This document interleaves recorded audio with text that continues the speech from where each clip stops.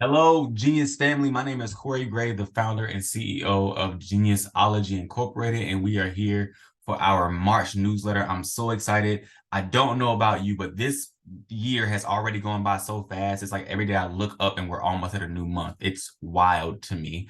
But we have a lot of fantastic, marvelous updates to talk about.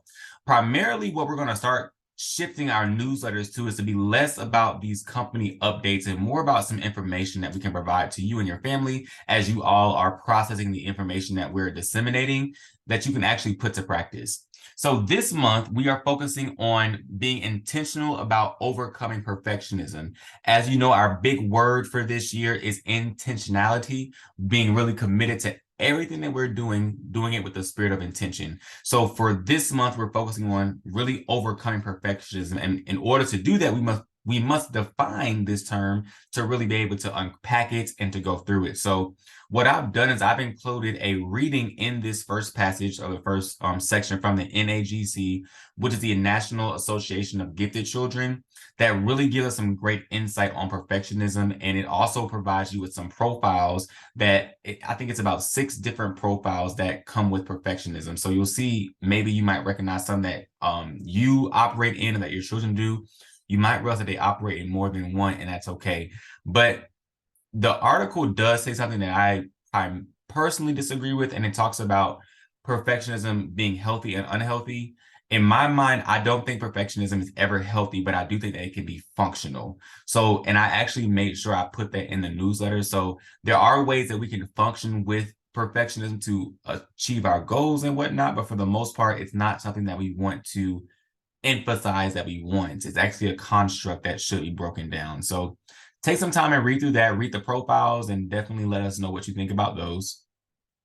And then moving on to the second page, we gave you some tips. And these are tips that I actually use for myself, but these are research-based tips. And there are some other readings that if you want some other tips, let me know and I can provide them to you.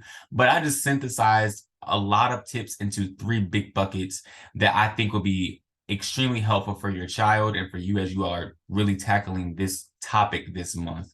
So number 1 is to reflect and relish your mistakes. And when I say relish your mistakes, really appreciate them and understand that mistakes help us learn and grow.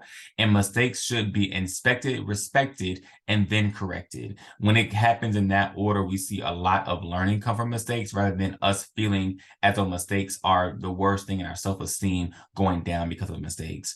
Receiving criticism is the next thing. A lot of people take criticism very personally, myself included. So with that being said, we really want to take this time this month to be able to receive criticism in the best way possible. And even when I talk about mistakes, I'm looking at this newsletter and see that the word criticism is spelled incorrectly, where it's fine though. I'm going to make sure that I'm going to start spell checking these newsletters before I send them out.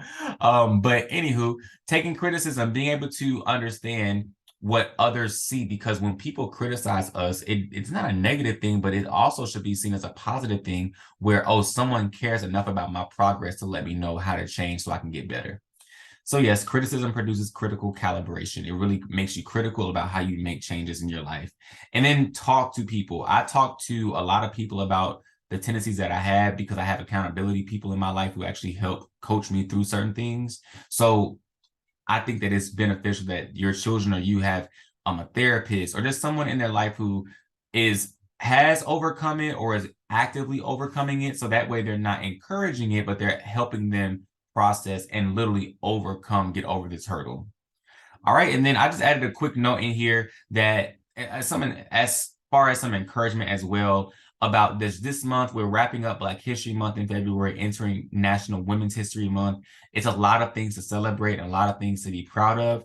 But I want to remind us in this company and in this organization, this big family, that the main thing is to make history, not just write about it. I love writing about history. I love teaching history, but I also love when our scholars see themselves as history makers. And it starts with the communication and the beliefs that are presented at home. So I just encourage you to do that. And I also encourage you to make March marvelous. Let's commit to overcoming perfectionism and making monumental moves this month. I am making some huge moves in my career and in my personal life this month. I'm excited to share all those things when they come to pass. But right now, let's just take it as what it is and say that we're all going to have a marvelous March, and we're going to see great things come from it. So again, that's all that I have for you. You will see in the newsletter that if you reach out to us and let us know how these strategies are helping you, and if you can identify the profiles that your scholar has when it comes to perfectionism, we will offer you a free tutorial in the month of March. So look, check that out. We also are going to be reaching out to you all about some summer programming. We will be offering summer programs all summer long. So we want to see what your interest level is, what your availability is, and how you're thinking about that. And I will probably also put some things in there about next fall, because as I said, I am in a transition period with my career, but this company is going to be at the forefront of that. So I want to make sure that I keep everybody in mind that scheduling is done, and that if you want to continue with these services, that I am in a place to do so. So thank you so much. I hope you'll have a fantastic, marvelous March, and I look forward to hearing your remarks soon. Have a good one.